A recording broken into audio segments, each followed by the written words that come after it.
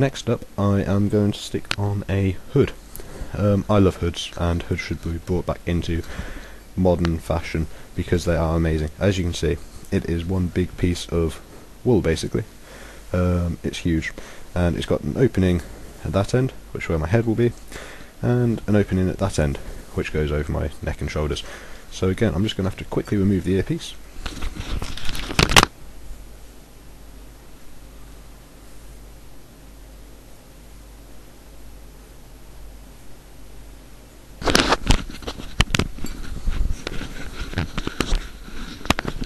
And as you can see, it's ridiculously comfortable and keeps you warm, and you can pull it all the way down over your head to be stupid if you wish.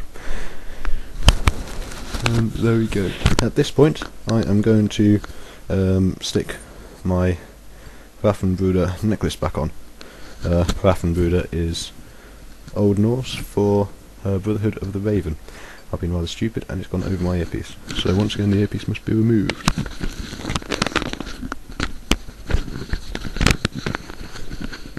There we go.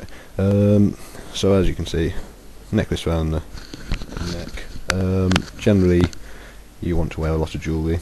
I don't have much, unfortunately. I've got this, and I also have. I haven't made a necklacey bit for it yet, so I've just got the actual thing. It's pewter, and it is a upside down cross. And as you can see, this bit here is meant to be like a wolf's head. So it's sort of when the pagan Vikings were first meeting the Christians and wanted to trade with them, they would wear this around their necks. So you can just imagine I'd have that hanging alongside it. Basically, the more stuff you've got around your neck, the richer you are. So me just having one or two things is probably quite a good thing, because I don't want to be rich, because it means I've got to buy expensive things like silk and fancy wools and chainmail, and I'm not a fan of chainmail. I want to be quite a poor person.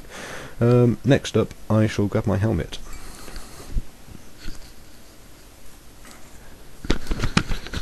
Basically, this helmet is not quite so Viking. It's more later period, so sort of 11th century. You can tell because it's made in one single piece of metal, whereas the others would have been loads of pieces. Basically, there's not too much evidence of helmets in Viking times, but we wear helmets for safety, because obviously we don't want to be hitting the head with a sword, which we don't allow headshots. But obviously, when you're waving a huge piece of metal around, it is somewhat inevitable. So, this video is way too long. I'm going to have to cut all this down, and I don't have time. How annoying. But that is my helmet. Yay! Dum-da-dum. I might actually just post 2 videos instead, so I don't have to do any editing. Then, if you can imagine, I would have this embroidery pliqued onto my tunic somewhere. So it's just the bird, not all the white calico around it, and that will look rather cool, I hope. Yes, so ta-da! This is Viking me. Also, I won't stick them on, but I shall show you my footwear. Because I'm size 13, it was very difficult to find shoes, and these are actually size 16, and they only just fit. So I haven't got particularly good shoes, but then again that helps with my whole peasant image. It's basically a bit of leather with thick leather sole, and yeah, you get what you see really, I guess. They're not too bad, they're very thin soled, so my feet do get wet when I wear them, and it's quite uncomfortable. I went to a coursemate's flat the other day, and I went as a Viking because I'd just done training in kit, and I hadn't had a chance to get changed, so I just went to hers fully dressed like this, much to the delight of everyone I passed, because they all commented on my Vikingness, which is always fun. And then I got some strange looks from her flatmates, which is good.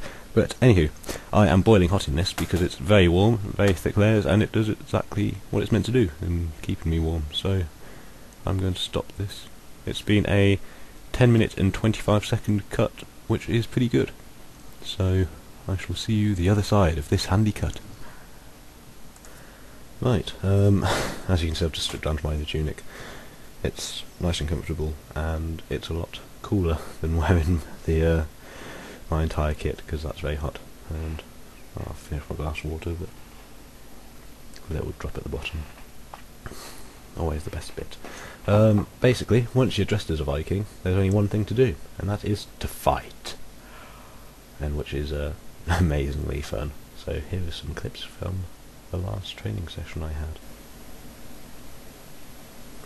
Right, this is called berserking. As you can see, Vicky here charges into a shield wall. That's not how to do it. She's been repelled by the shield wall, and she can't get through until we let her through. And as you can see, she falls down, and we all dive in to stab her, and she dies. This is how to do it.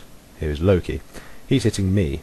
That's me being forced back, and he pushes me back, unfortunately, and pulls me down to the ground with him. I drop my shield quickly and try and wrestle him as other people try and stab him, which is always fun because he's got no weapon. Oh, he has got a weapon, but he's not doing very well. In this next clip is a boar snout attacking a shield wall, and the shield wall is holding it back and winning, which is always good. This, on the other hand, is a boar snout winning, and I'm in that boar snout. Woo!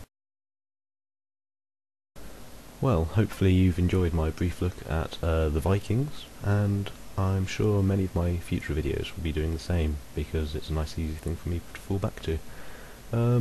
Unfortunately, I break up for Christmas this Friday, and I'm going home on Saturday, so I won't be doing any more Viking stuff. No! But I'm sure I will keep in touch with them, and you may see me appearing as a Viking in subsequent videos over the Christmas period.